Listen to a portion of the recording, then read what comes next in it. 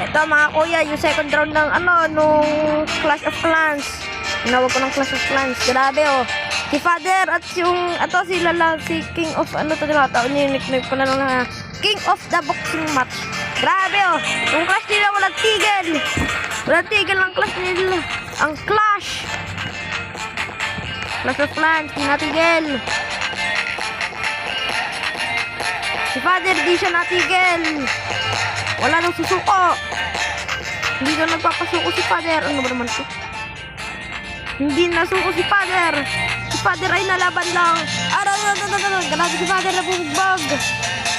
Hindi na siya makawala si Father nabubugbog. Binubugbog na siya dahil may papansin. Napakapapansin. Diyos ko, Lord. Ayan na, nagbalik na yung pulse nila Father. Si Father naka-AFK. Nabasuntok si Father.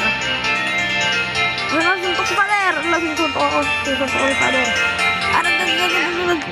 Ayan, nagka-clash na ulit sila. Nagka-clash sila sa hangin. In their minds. Hindi ko alam kung saan ba talaga ito na